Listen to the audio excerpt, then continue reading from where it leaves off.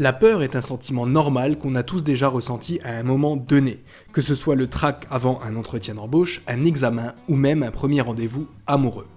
Et ça n'est pas un truc qui est réservé aux enfants ou aux personnes fragiles. On a tous, et je dis bien tous, nos petites peurs.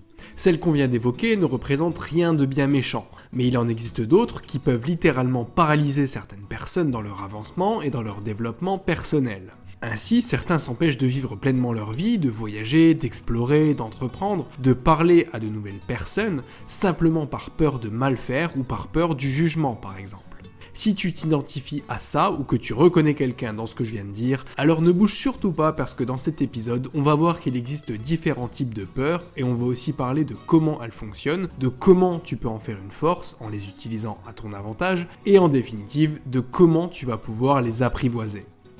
Sur ce point, le titre original, en anglais donc, reflète bien plus l'esprit du livre puisqu'il pourrait être traduit par « ressens la peur mais fais-le malgré tout ».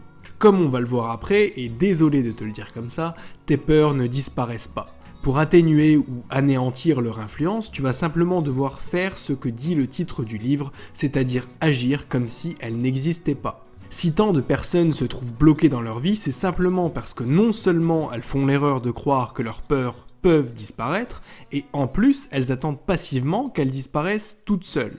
Quoi qu'il en soit, ce livre a beaucoup à t'apprendre sur le sujet et il a eu un grand succès puisqu'il a été vendu à plusieurs millions d'exemplaires et a été traduit en plusieurs langues. Et pour cause, Susan Jeffers a un doctorat en psychologie de l'université de Columbia, donc les conseils qu'elle donne sont d'une qualité qui n'est plus à démontrer.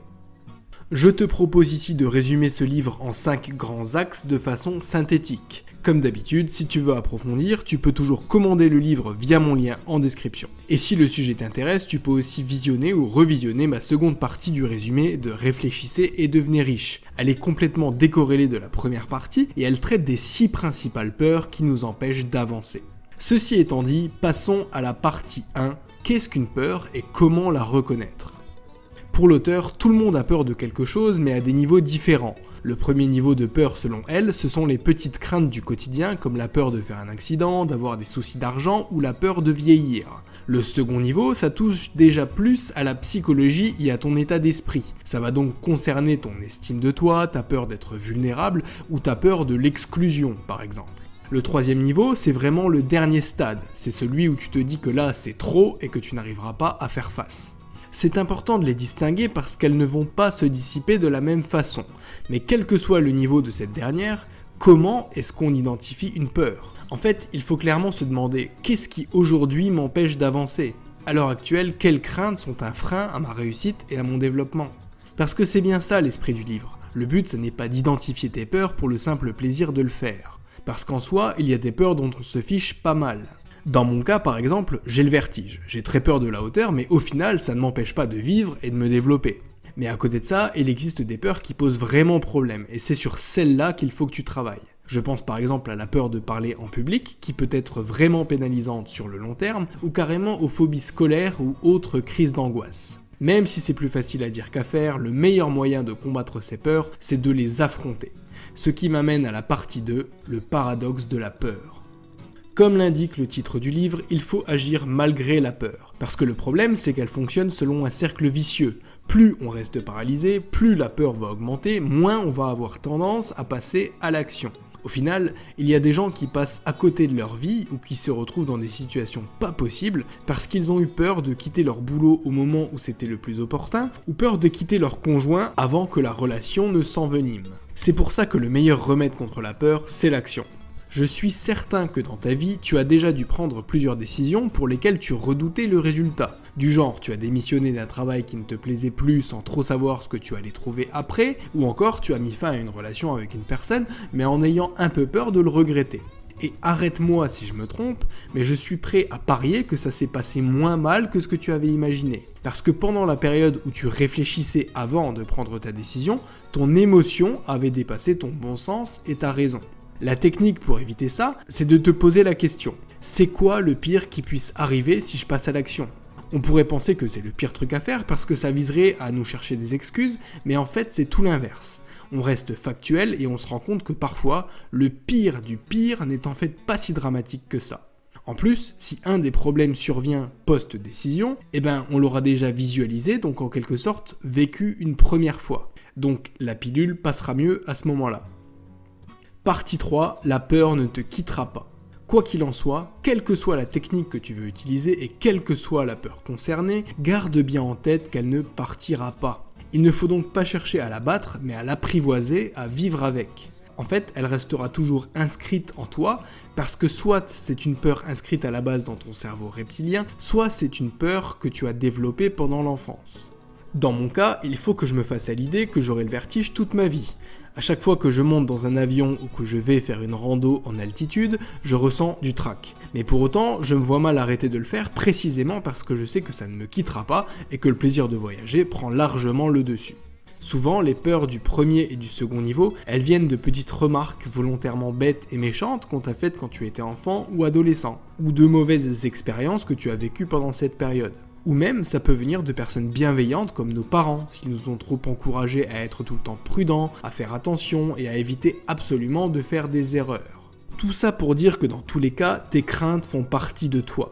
Ça n'est pas de ta faute si elles sont là, et au fond, on se fiche de savoir pourquoi elles sont là. Ceci étant dit, tu as le choix entre l'immobilisme, attendre que ça passe tout seul ou te chercher des excuses, ou alors passer à l'action malgré tout. Ça paraît plus facile à dire qu'à faire, mais en fait, ça va. Le tout, c'est d'avoir la bonne logique et le bon état d'esprit, ce qui nous emmène à la partie 4, le choix gagnant. Au début du chapitre qui traite de ce sujet, l'auteur nous dit que parfois on se sent comme un âne entre deux bottes de foin. Incapable de choisir celle qu'il va manger, il va finir par mourir de faim. L'ironie de la chose, c'est qu'en n'arrivant pas à faire un choix, l'âne fait aussi un choix, celui de mourir.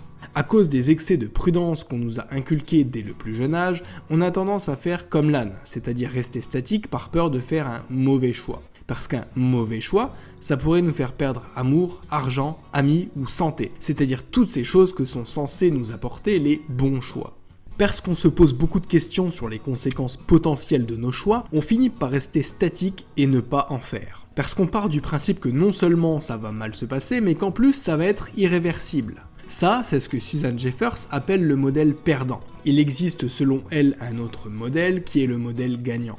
En vertu de ce dernier, il faut partir du principe que plusieurs décisions s'offrent à nous et qu'elles présentent toutes des avantages. C'est-à-dire que quoi qu'on décide de faire, il y a toujours du positif, même si on échoue. C'est un peu la logique du soit je gagne, soit j'apprends. Par exemple, si je décide de m'expatrier et que ça fonctionne, tant mieux. À défaut, je reviendrai au bout d'un an en ayant développé mes compétences dans une langue et vu un peu de pays. En soit, je n'aurai rien perdu. Partie 5, peur de tout perdre ? Je sens que cette partie va être ma préférée parce que je vois déjà arriver les remarques du type « Oui mais attends gamin, c'est bien gentil de pousser les gens à la décision, de leur dire qu'ils devraient oser quitter leur boulot ou lancer leur boîte, oser quitter leur conjoint même s'il est toxique et oser faire le tour du monde. Mais en pratique, ils risquent de tout perdre. » Je voudrais commencer par dire que la plus grosse perte, on l'a en restant statique. Ensuite, il faut savoir prendre le problème à l'envers. Si certains peuvent effectivement tout perdre en prenant une pareille décision, c'est parce que leur tout repose sur une seule chose.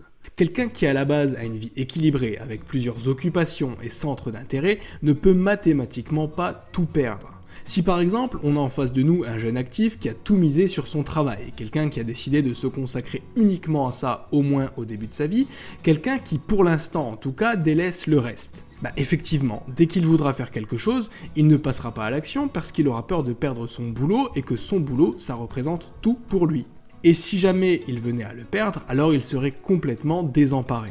Mais si ce jeune actif avait dès le départ tablé sur un équilibre vie pro, vie perso, qu'il voyait plus souvent ses amis, qu'il sortait faire du sport et même qu'il avait une copine, alors il aurait beau perdre son travail, il rebondirait beaucoup plus facilement parce qu'il lui resterait d'autres piliers dans sa vie. Donc ne mise pas tout sur une seule chose, travail ou amour, parce que c'est toxique. Ce sont des choses très importantes, mais pas au point que ce soit tout ton univers. Alors trouve des moyens de sortir avec tes potes ou en famille, ou encore apporte ta contribution au monde en allant aider les restos du cœur certains soirs après le boulot.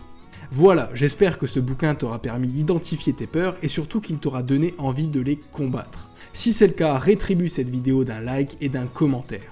En attendant, je te dis à bientôt pour un nouveau résumé, c'était ebook, ciao ciao.